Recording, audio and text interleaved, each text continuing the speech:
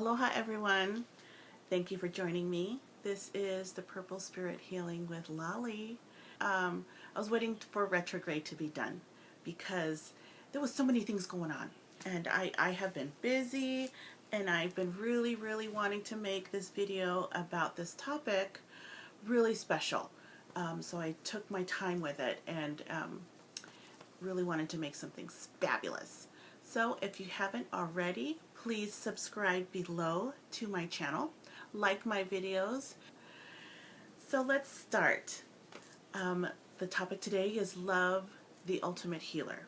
So Prince wants to talk about how love can heal your wounds, the emotional kind. We're not talking about, car accident, but there's emotional wounds with that as well. Okay, so this is a big topic. So how can love heal all emotional wounds? Which it can, because that's why we have it. There are a lot of species on other galaxies, on other places, interdimensional beings that don't have this compassion, this ability to love. So other worlds, other entities see us as really fortunate that we have this ability to love others, love ourselves, and it makes us unique. So this is a very huge topic. We're going to get through it. I'm not going to make this really long. Hopefully not. So we're going to talk about the heart chakra. We're also going to talk about healing, and we're also going to talk about Prince's music, his life, how he incorporated so many different types of love into his music. So let's start with the love, how it can heal. First, we have to start within. He says love the self. When you can love the self, you can bring about healing. Because if you don't find love for yourself, then how can you accept healing in ourselves? And what Prince wants to say is to see ourselves and love ourselves as God sees us and loves us. We are an extension of God. It even says it in the Bible. Prince wants to talk about, there are many places in the Bible where God says, love others as you love me. Love yourself as you are an extension of me.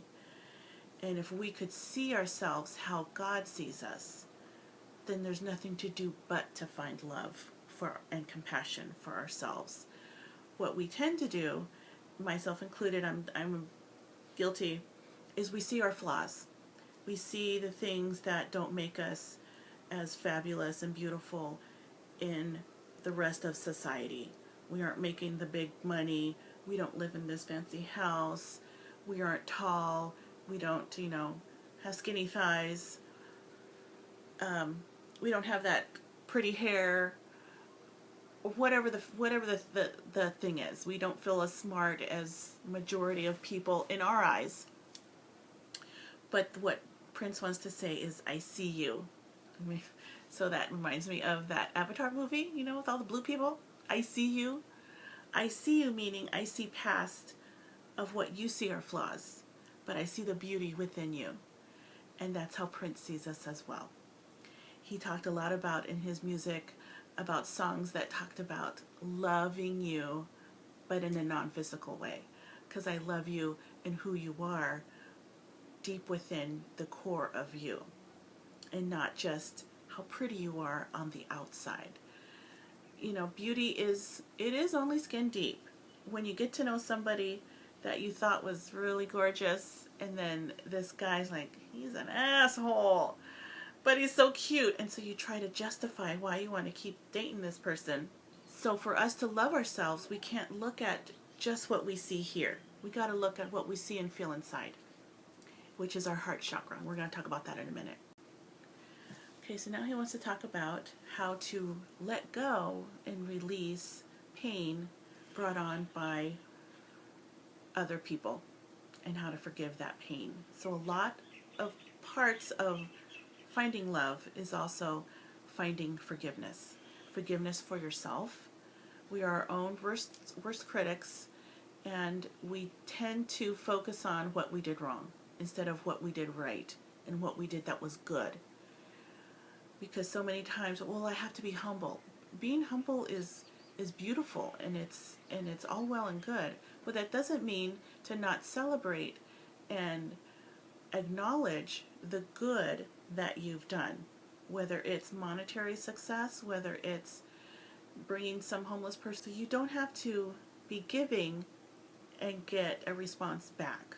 So Prince, we know, was a very big giver of his funding, of his time, and he didn't want anything in return. So that was part of his way of also being closer to God.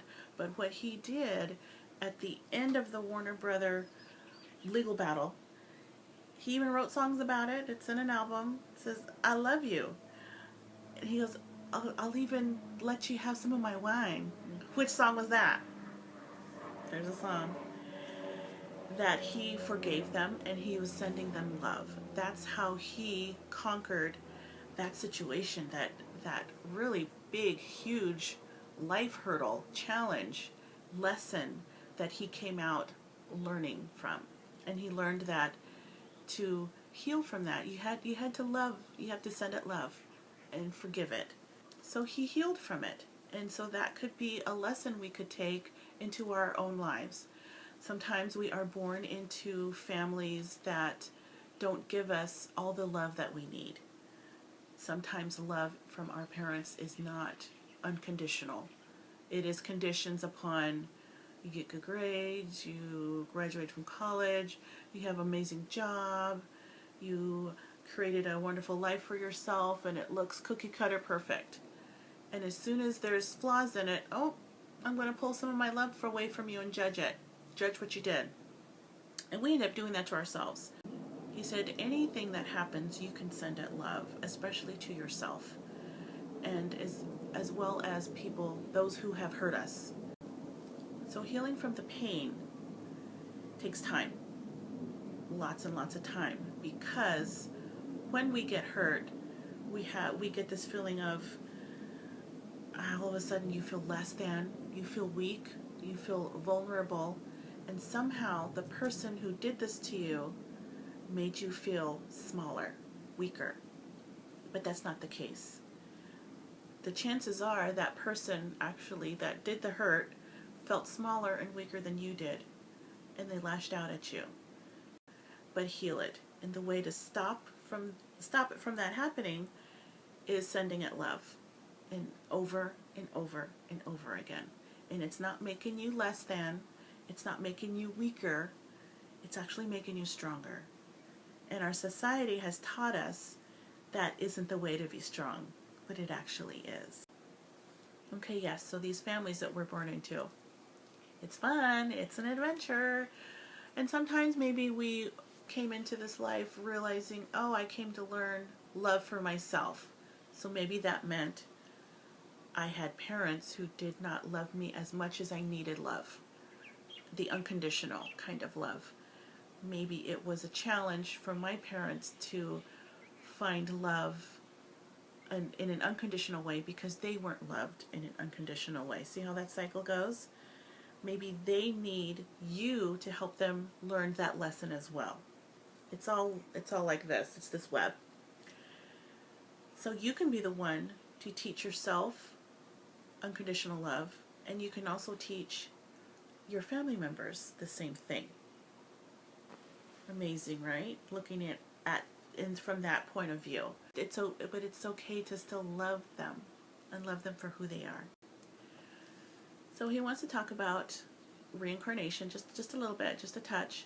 So when we come into these new lives, we choose the families that we are born into. And we choose them on the basis of what we could learn. So when we go back to spirit, our original form, and we realize what we learned and what we didn't learn, and we go back to, oh, I was supposed to learn this and this and this in this lifetime, and this is why I chose this life, to put these obstacles in my way so that I may overcome them and learn this lesson. So if we don't learn the lesson, guess what? We're going to come back and do it again and try it again. And that is the basis of karma. Karma can be good. Karma can be seemed as not good, but it's all relevant. There is really no good or bad.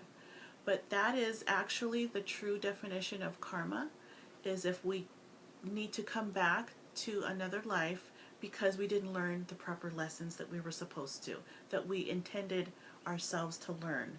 But we come in not knowing the agenda. Dang it. But that is part of free will. Our purpose here in this life is to experience as much as we can, love as much as we can, remember our soul purpose. And for everybody it's different. Sometimes it's just to someone's sole purpose is to be a good mother and raise children. Sometimes it's to be a good listener. Sometimes another sole purpose is to care for animals or to care for Mother Earth. It could be as simple as that, but it's how important are those things. Very important. He wants us to figure out what those lessons are. And it's hard because when we're really stuck in the pain of it. And this is definitely not a quick fix. This takes months, years, however long it takes. But when you achieve it, you'll know it. You'll think, yeah, there are wonderful things about me. And I'm pretty cool. Pretty fabulous. So let's talk about the heart chakra, where a lot of our love resides. So the heart chakra is right in here. The color of it is actually shades of green, the really bright Kelly green, and it's also pink. So there are many ways to open up the heart chakra when we have been wounded, when we have been hurt, when we felt unloved. This will shut down the heart chakra. It is our self-preservation mode. Well, if this hurts, if I love somebody, then I'm not going to love somebody. So I'm going to protect myself. I'm going to put this big steel wall over my heart, and I'm not going to love any damn body until they show me amounts of unconditional love. Then maybe I'll think about it. But that doesn't work. You have to give love to receive love, and it's such a hard lesson to learn, especially after you've been hurt. So Prince wants you to work on opening your heart chakra and healing it so that you can find love in every living thing on this planet. Love in the bird that's chirping outside. But it's good background noise. Love for yourself. Love for the wounded person that you are today, and love for the beautiful healed person that you're going to be later. And this is also the place where Prince can actually enter and really. So when there's songs that are really, really deep and talking about love, and we're really feeling him, it's because has entered our heart chakra. So for a lot of us, that has been our first physical confirmation that his spirit is around us. He can actually enter our heart chakra easier than any other of the chakras because he resides in love as well, But he wants us to learn about the heart chakra and keeping it healthy. So when we have experienced pain, when someone has hurt us, when we've been in bad relationships and there was a breakup, your heart got broken, all those things. When you hear some really bad news, the first thing you do, what do? You clutch your heart because you feel it. You feel physical pain. And that's your heart chakra reacting to the emotional responses of what you just heard, of what you just saw. So because this chakra is located directly over your heart, and it's in between the physical chakras, the ones down below the heart, and the spiritual chakras, the one above the heart. It is the unifier between spirit and body. In Sanskrit, it's called Anahata, which means unhurt. So it's the doorway to the non-physical consciousness. For all living animals who begin in fetus form, it is the heart organ that is created first. It is the center point generator for all love, which love is also the center point of healing. The frequency of love, which is 5 to 8 hertz, is the highest healing frequency of all. So this is why Prince has put so much importance on the heart chakra and how it can create healing for you, for everyone. So to keep a clear and healthy heart chakra, we do have to forgive, we have to release pain, and that's a hard thing to do. Very hard thing to do, but it is doable. So thank you so much for watching. I hope you enjoyed this video. Prince wants you to know that he loves you all so very much, and he wants you to have a blessed and beautiful day. I hope you enjoyed learning about the heart chakra and promote healing. Please visit me at purplespirithealing.com.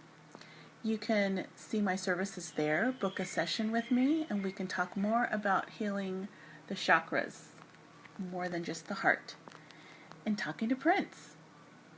Aloha.